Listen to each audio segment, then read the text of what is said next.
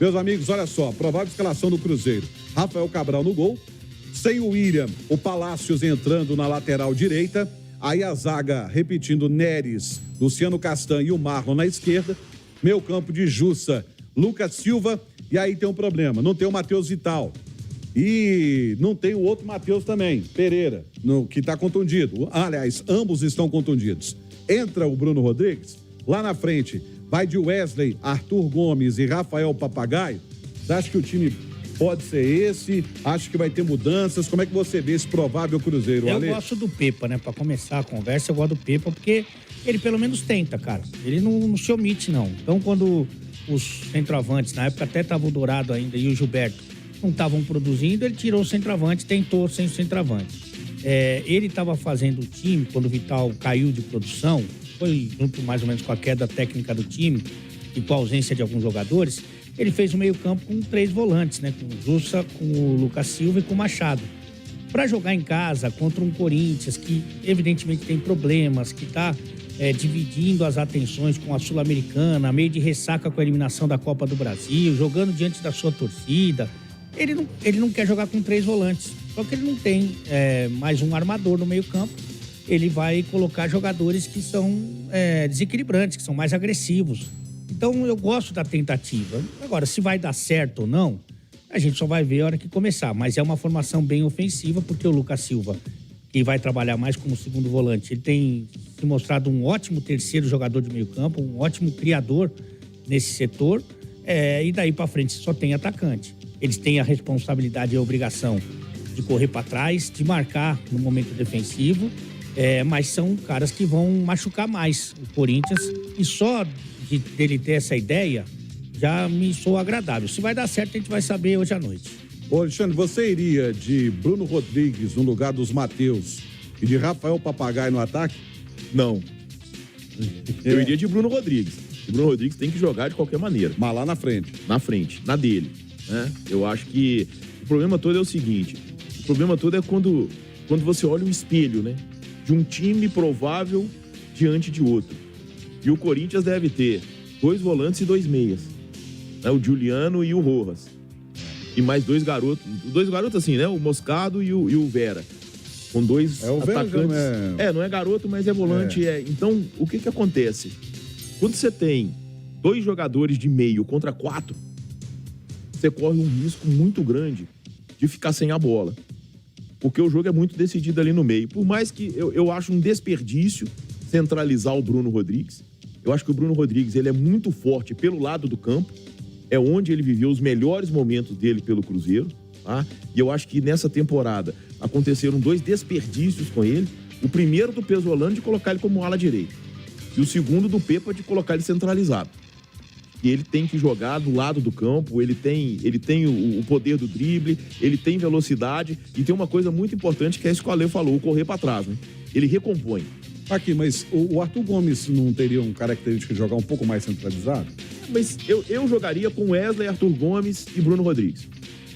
Wesley na direita, Bruno Rodrigues na esquerda e o Arthur Gomes mais centralizado. E manteria os 3 no meio de campo ali e guardaria o Papagaio no banco de reserva. Mas quem entraria no meu campo? Aí quem tá colocando é o Felipe, é o Machado. E o Lucas Silva exercendo a função de terceiro homem que ele fez nos últimos jogos, né? No Palmeiras ele seria o segundo, mas a lesão do Vital logo no início do jogo, né? Fez com que o Pepa colocasse o Felipe Machado e voltasse à formação original que ele teve contra o Botafogo e contra o Atlético do Paraná. Nicão e Daniel Júnior, cartas fora do baralho? Não, estão relacionados, vão estar no banco, né? Eu particularmente, assim, eu entendo que o Daniel Júnior precisa crescer do ponto de vista tático. É uma situação parecida com a do Alisson. Agora, é inegável que ele tem talento. Ele tem talento. Então, o ponto principal do futebol, ele já tem. Que é a qualidade do jogo, o talento, o drible, o poder de armação. Ele precisa evoluir, precisa. Isso é um trabalho que a comissão técnica do Cruzeiro precisa fazer. Mas o Daniel Júnior é um jogador, hoje, que tem muito mais poder de mudar um jogo do que o Nicão. Também acho. O Nicão fica restrito Hoje, infelizmente, é a bola parada. Ao chute, ao puxar pra dentro e bater com a esquerda. Um escanteio, alguma coisa assim, infelizmente. O drible, né? O 1 contra 1, o abrir espaço, o encontrar o companheiro. O Daniel Júnior tem muito mais poder disso do que o Nicão. E tem poucos minutos na temporada, né? Curiosamente. Engraçado o seguinte, eu fiz no ano passado Cruzeiro Esporte.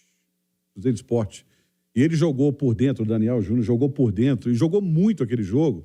E foi um jogador inteligentíssimo. E, de repente, ele é meio que descartado. O Pansieri já trouxe informações aqui de que ele pode ser negociado. É um ativo do clube, né? Infelizmente, viu? Porque é um cara que, por exemplo, talvez se ele tivesse metade das oportunidades que o Nicão teve e não aproveitou, talvez hoje ele teria muito mais espaço. Porque ele, quando ele foi solicitado, na maioria das vezes ele correspondeu. Tecnicamente, né? E essa questão tática, isso vai aprimorando. E tem um outro ponto a favor do Daniel Júnior, Romano, que eu acho que ele é muito importante. Tá? É um jogador jovem que é um ativo do clube. Então, justamente. Pelo que o Cruzeiro se propõe, né, dentro do que é uma SAF, tá? O Cruzeiro, com o Daniel Júnior, ele tem chance de lucrar. Com o Nicão, se o Nicão apresentar o futebol que ele apresentou no Atlético do Paraná, também tem chance de lucrar com vitórias ou com classificação para uma competição internacional, mas o Daniel Júnior pode dar o retorno que é o principal para o Cruzeiro nesse momento, que é a questão financeira. Ele tem qualidade, precisa ser lapidado, assim como a situação do Alisson também. Ele tem uma coisa também que é importantíssima, tem fome, né? Sim, fome. Tem fome. Bate bem pro gol. Ele tem vontade, ele tem apetite. Então tem jogador que parece que já jantou e depois que você janta, bom, eu tenho fome, né? Mas o jogador não.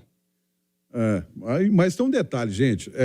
Depois dessa do Alê, é o seguinte. O Cruzeiro precisa melhorar o seu desempenho dentro de casa. Isso aí é nítido. O Cruzeiro precisa... Tudo bem que no primeiro turno o Cruzeiro foi meio mambembe, né? Não teve uma casa específica, hora jogou num lugar, jogou em 4 praças diferentes, se eu não me engano, Independência, Mineirão, Sete Lagoas e Uberlândia. Né? Jogou em 4 praças diferentes. O que o Cruzeiro tem que fazer hoje para começar bem, mas sem entrar pressionado? Eu acho que o Pepa deve ter preparado os jogadores para justamente tentar controlar essa ansiedade, né? Canalizar essa vontade, né? Essa energia com inteligência. Porque justamente para não se precipitar, para não deixar essa ânsia tomar conta do time. Essa formação, que parece que vai ser a titular, né? Ela demonstra, inclusive com o seu comandante técnico, que o time quer agredir. O time sabe da necessidade de construir um bom resultado como mandante. Vai pegar um Corinthians parte de baixo da tabela, desgastado, com a confiança em baixa.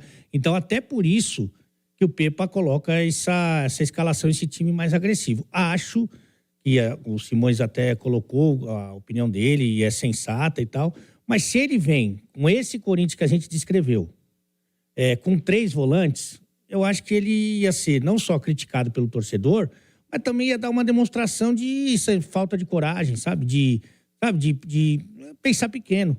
Então, acho que por isso que ele mostra pro time, fala, olha, confio em vocês, confio que a gente pode agredir, vão pra cima deles, só que com inteligência, né?